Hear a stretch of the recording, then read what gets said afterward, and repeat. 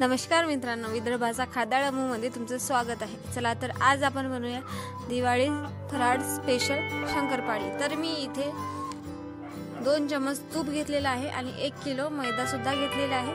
तर मी सर्वप्रथम तूप इथे चांगल्या प्रकारे पूर्णपणे विरघळून घेणार आहे आणि साखर सुद्धा मी मिक्सरच्या भांड्यामधून काढून घेतलेली आहे। तर साखरेचं प्रमाण मी अर्धा किलो असं घेतलेलं आहे।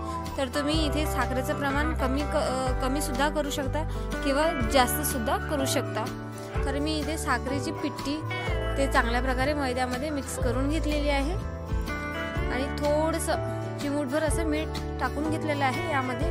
आणि तुम्ही बघू शकता इथे आपले तूप पूर्णपणे विरघळत चाललेलं आहे।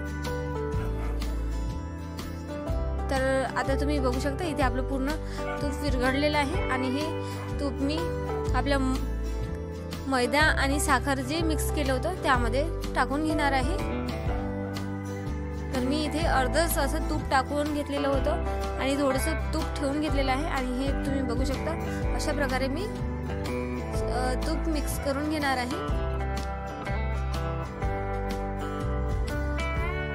आणि इथे माझं तूप चांगल्या प्रकारे मिक्स झालेलं आहे आणि जे राहिलेलं तूप होतं ते सुद्धा मी इथे चांगल्या प्रकारे मिक्स करून घेतलेलं आहे। तर तुम्ही इथे तुपाच्या ऐवजी डालडा सुद्धा वापरू शकता। तर तुम्ही बघू शकता इथे आपलं चांगल्या प्रकारे मिक्स झालेलं आहे आणि हे आता पीठ मळायला सुद्धा तयार झालेलं आहे। तर तुम्ही हे तूप टाकल्याच्या नंतर 5 ते 7 मिनिट चांगल्या प्रकारे मळून घ्या हाताच्या साहाय्याने आणि नंतर पाण्याच्या साहाय्याने चांगल्या प्रकारे पीठ मळून घ्या। तर तुम्ही बघू शकता मी इथे थोडं पाणी घेऊन चांगल्या प्रकारे कणिक मळत आहे। तर इथे माझी अर्धी कणिक मळून झालेली आहे आणि बाकीची कणिक सुद्धा मी चांगल्या प्रकारे मळून घेणार आहे। ही कणिक जास्त जाड सुद्धा नाही पाहिजे आणि नरम सुद्धा नाही पाहिजे। तर अशा प्रकारे तुम्ही बघू शकता आपली कणिक तयार झालेली आहे आणि एकदा मी हे चांगल्या प्रकारे मळून घेणार आहे। आणि तर चला आता आपण खुसखुशीत असे शंकरपाळी बनवायला सुरुवात करूया। तर मी इथे माझी कणिक पूर्णपणे व्यवस्थित तयार झालेली आहे आणि या कणकीचा मी खूप मोठा असा उंडा घेतलेला आहे आणि तो पोळपाटवरून चांगल्या प्रकारे घट्ट सुद्धा असा गोळा करून घेणार आहे। तर तुम्ही बघू शकता हाताच्या साहाय्याने मी इथे व्यवस्थित उंडा असा करून घेतलेला आहे। तुम्ही हाताच्या साहाय्याने सुद्धा करू शकता। तर मी हे उंडा चांगल्या प्रकारे त्याची चपाती असं बनवून घेणार आहे आणि ही चपाती जास्त जाडसर सुद्धा नको आणि जास्त पातळ सुद्धा नको। तर खूप सारे लेयर येण्यासाठी मी इथे ही चपाती थोडीशी जाडीस अशी ठेवणार आहे।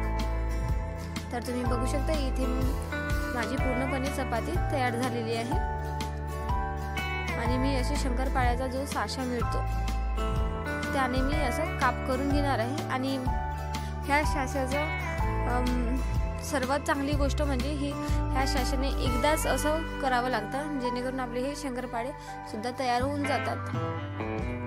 तर तुम्ही बघू शकता माझ्या इथे पूर्ण चपातीचे काप करून झालेले आहे एका साईडचे आणि दुसऱ्या साईडने सुद्धा मी त्याच प्रकारे काप करून घेणार आहे। तर तुम्ही बघू शकता इथे माझे काप पूर्ण झालेले आहे।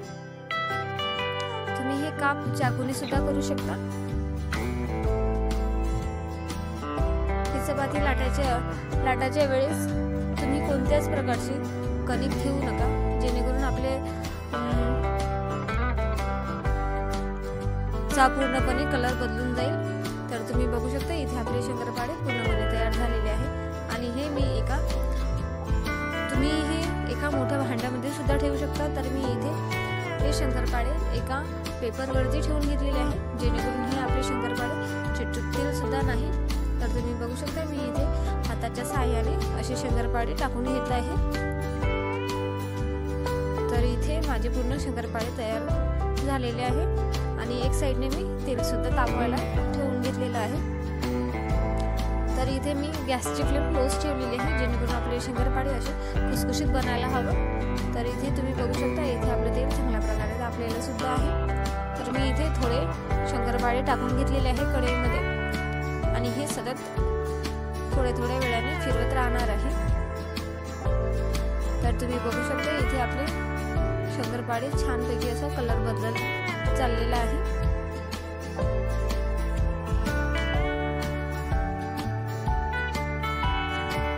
आणि हे शंकरपाळे तळाच्या वेळेस आपल्या गॅसची फ्लेम लोच ठेवायची, जेणेकरून आपल्या शंकरपाळ्याला छानपैकी अशा लेअर सुद्धा येतील। आणि तुम्ही बघू शकता इथे आपले शंकरपाळे थोडे थोडे तयार होत चाललेले आहे।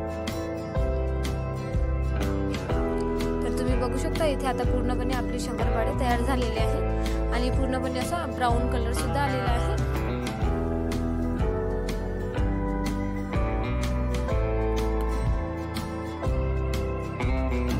तर मी हे शंकरपाळे एका ताटामध्ये काढून घेतलेले आहे।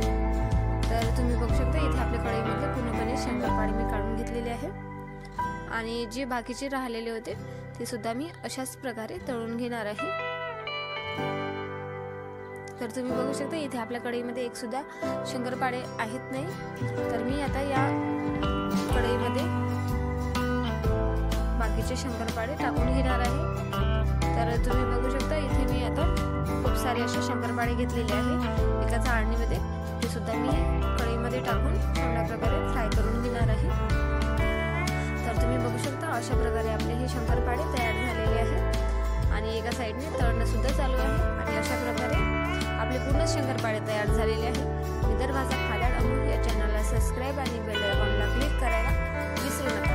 धन्यवाद आणि दिवाळीच्या खूप खूप शुभेच्छा।